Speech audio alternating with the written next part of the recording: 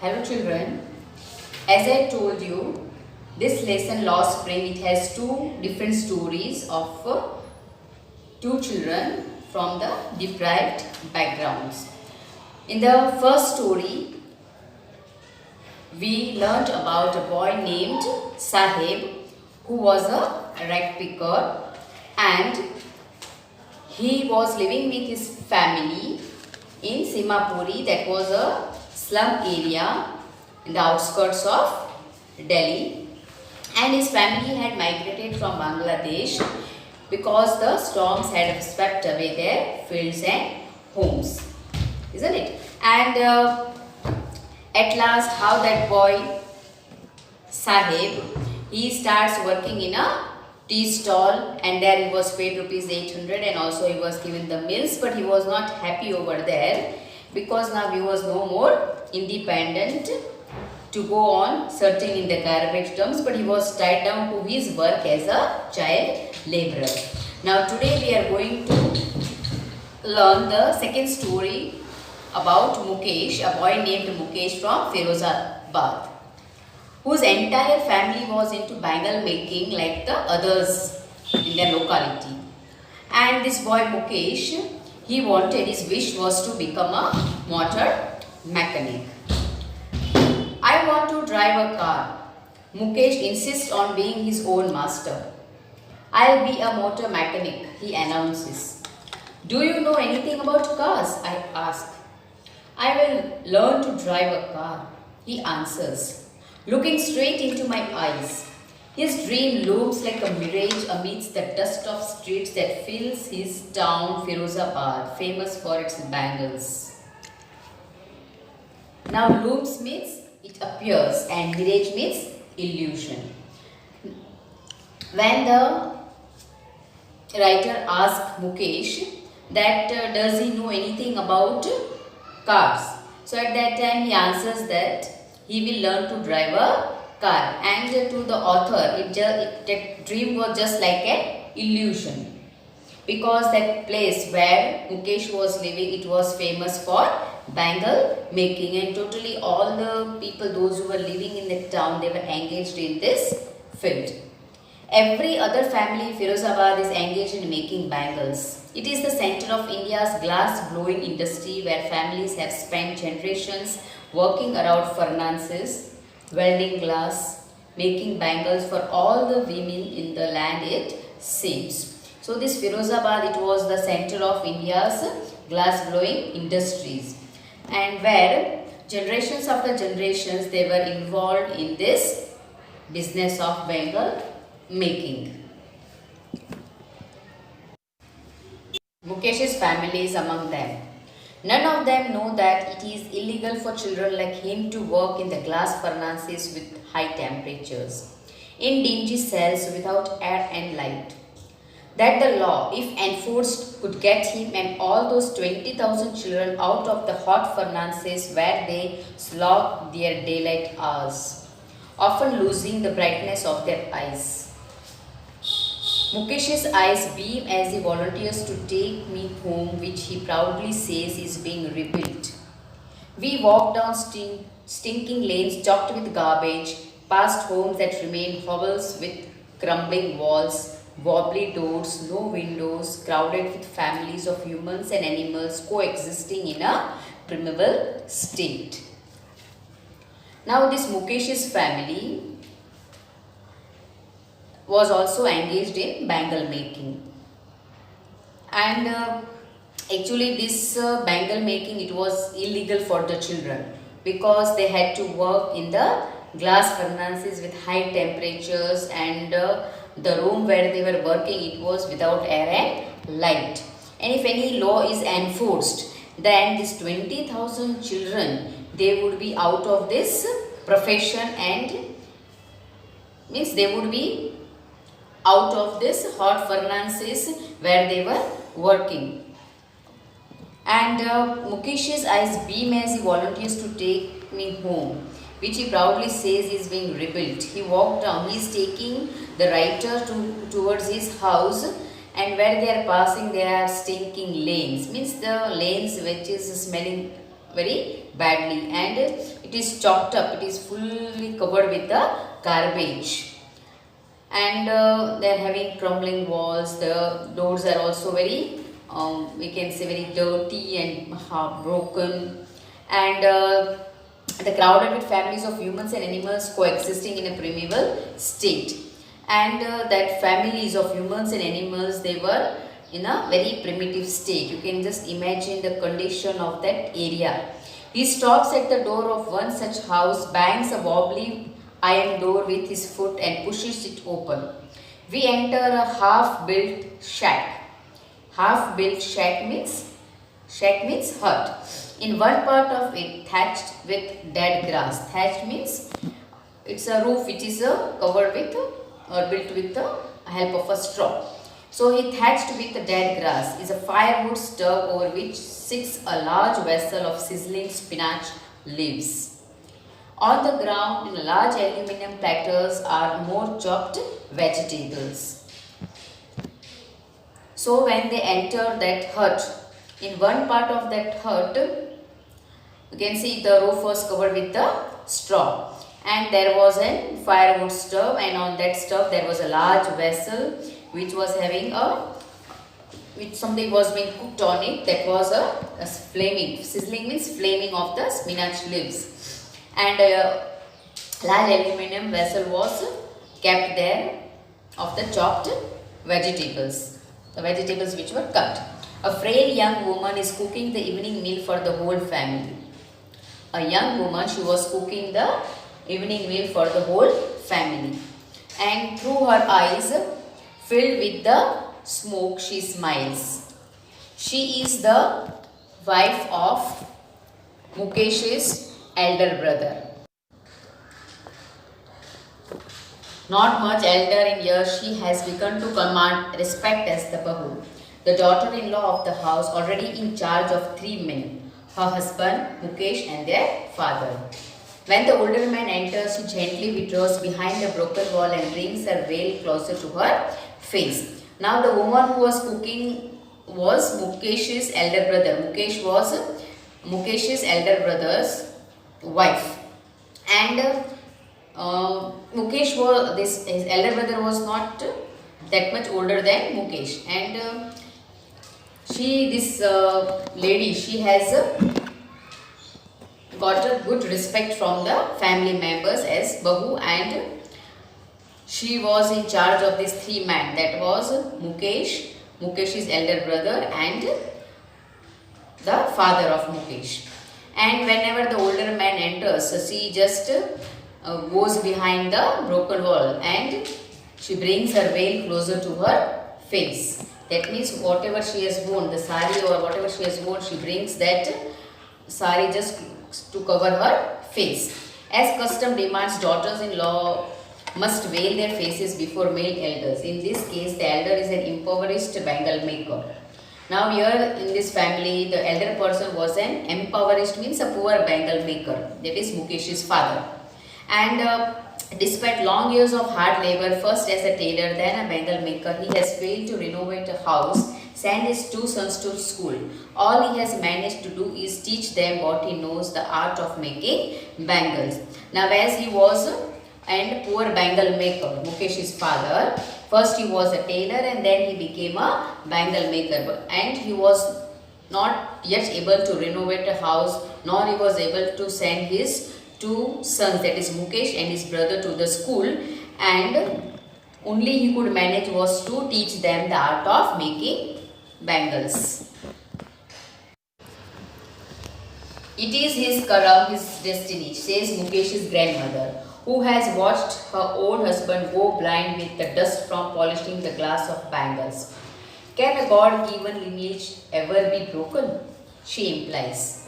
Born in the caste of bangle makers, they have been nothing but bangles in the house, in the yard, in every other house, every other yard, every street in Firozabad. Spirals of bangles, sunny, gold, paddy green, royal blue, pink, purple, every color born out of the 7 colors of the rainbow, lie in mounds in unkempt yards, are piled on 4-wheeled handcarts, pushed by young men along the narrow lanes of the shanty town. Now it was that destiny, says Mukesh's grandmother. She had seen her own husband going blind just polishing the glass of bangle. So she thought that it was their destiny that they were all engaged in this profession. She believed in destiny, that a God-given lineage. It was a God-given gift that they were, and it cannot be broken. As they were born in the caste of the bangle makers, they had seen nothing but bangles, bangles and bangles of various colors and various kinds. And in dark hutments next to the lines of flames of flickering oil lamps sit boys and girls with their fathers and mothers welding pieces of colored glass into circles of bangles. Their eyes are more adjusted to the dark than to the light outside.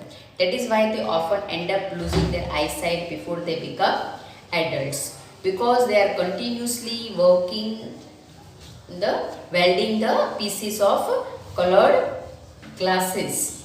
Welding means joining two metals by hitting that surface. So now as they have to work in that particular place where the temperature is too high, so it affects their eyes, and that is why they lose their eyesight before they become adults. Savita, a young girl in a drab pink dress, sits alongside an elderly woman soldering pieces of glass.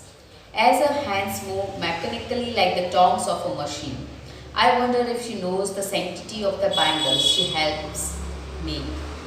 It symbolizes an Indian woman's suhag, auspiciousness in marriage.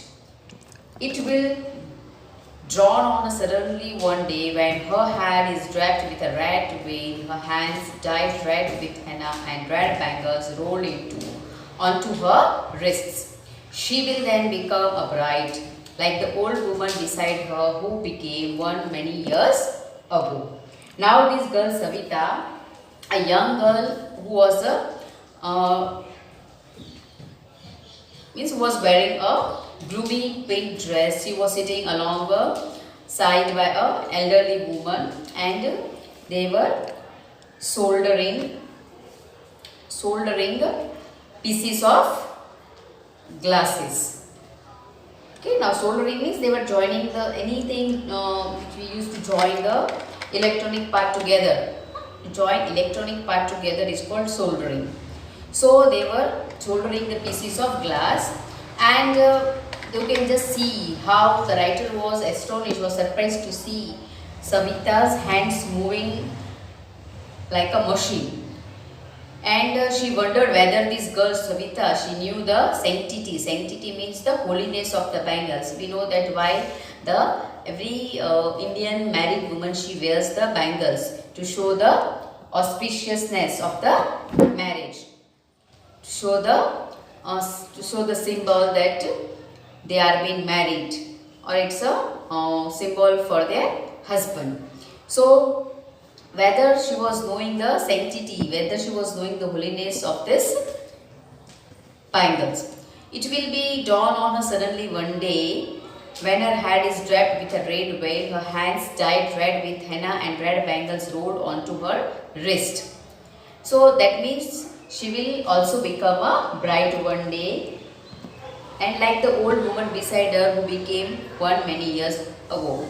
And after the marriage again she will be engaged in the same profession of bangle making, and she still has bangles on her wrist but no lights in her eyes.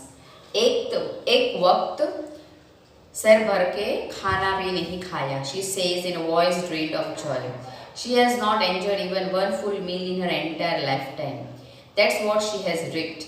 Her husband, an old man with a flowing beard, says, I know nothing except bangles. All I have done is make a house for the family to live in.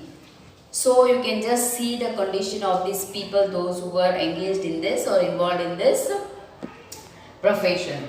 they were not having, their condition was such that they would not ever think of having a good house to live in. They could just do thing is that they could earn the meal, but they were not, some of the families were not able to earn that much. They could eat they could take a proper meal, or they could fill their stomach. Hearing him, one wonders if he has achieved what many have failed in their lifetime. He has a roof over his head. A roof over his head means to have a house. The cry of not having money to do anything except carry on the business of making bangles, not even to eat rings in every home. The young man echoed the lament of their elders. Little has moved with time, it seems, in Firozabad. Years of mind numbing toil have killed all initiative and the ability to dream. Now the people, those who were involved in this profession, they kept on toiling. Toiling means they kept on working hard to earn their livelihood, and they have just lost their ability to dream, because they just think that they are just born to do this work and they are not free to do any other work. So they have just forgotten, or just they have lost their ability to dream.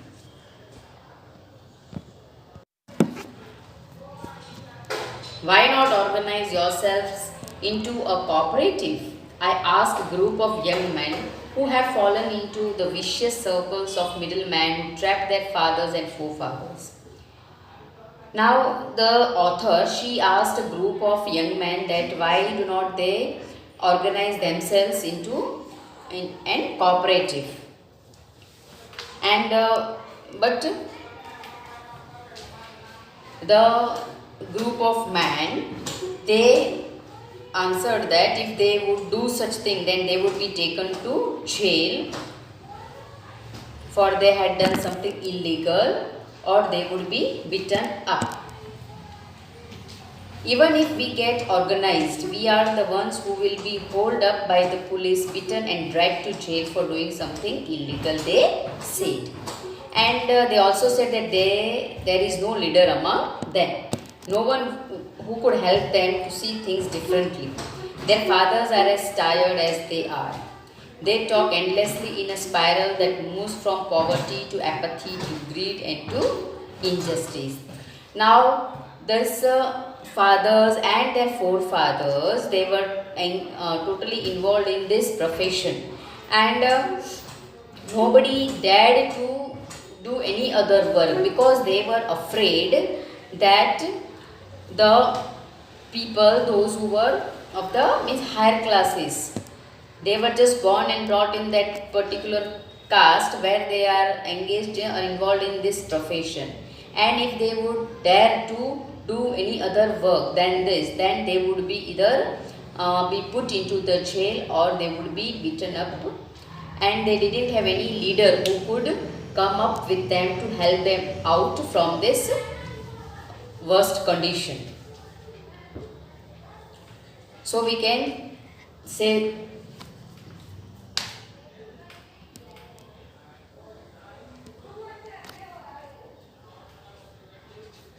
listening to them, I see two distinct worlds. One of the family caught in a web of poverty.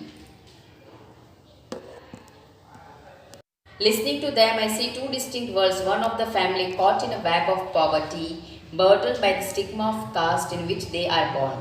The other, a vicious circle of the sahukars, the middlemen, the policemen, the keepers of law, the bureaucrats and the politicians. Now this year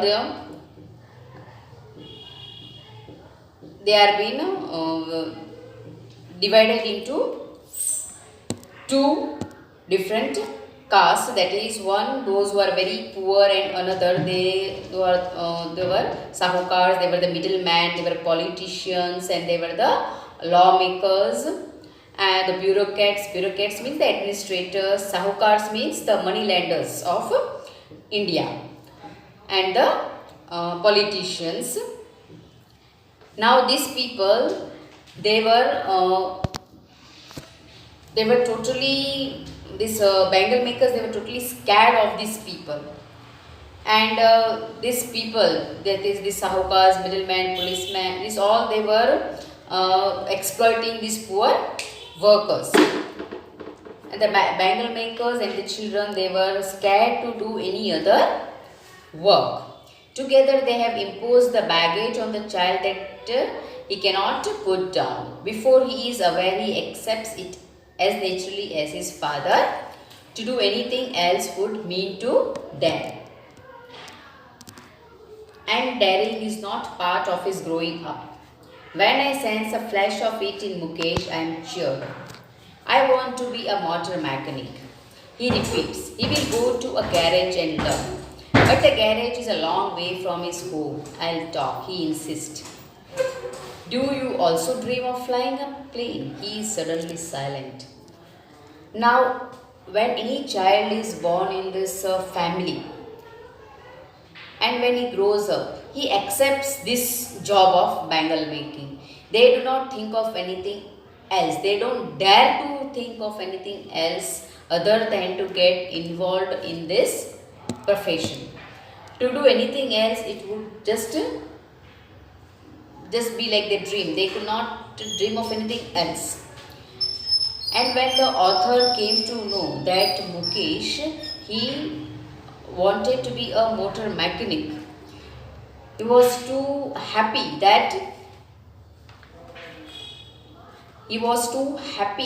that this boy, he had dared to think of becoming a motor mechanic. And that garage where he wanted to work, it was far away. But then also he was ready to go up to that place and get the job, and he would learn at that garage to become a mechanic, and also he will learn there to drive a car. Do you also dream of flying a plane? He is suddenly silent. No, he says, staring at the ground. In his small murmur, there is an embarrassment that has not yet turned into regret. He is content to dream of cars that he sees hurtling down the street of his town. Few airplanes fly over Firozabad. So when the writer asked Mukesh that did he dream to fly a plane, so at that time he says that right now he is he wants to become a mechanic and he wants to drive a car. And he had seen many cars hurtling down, means racing down the streets of his town, Firozabad. And he said that he was happy to think of cars. And he also had seen many of planes which were in fact flying over Firozabad. But right now he only is thinking about the cars which is racing down his town, and his aim is to become a motor mechanic. That means something different from his father and his elder brother. That means those who were engaged in the work of bangle making. So here we had two stories. One was about Saheb, who was a rag picker, and another about Mukesh, who was involved in the profession of bangle making. But we can see at last in this story of Mukesh, who lived in Firozabad, that he dreamt of coming out of that worst condition and becoming a motor mechanic. So here we end with this lesson. Take care, be safe, and we'll be meeting in the next session. Till then, goodbye.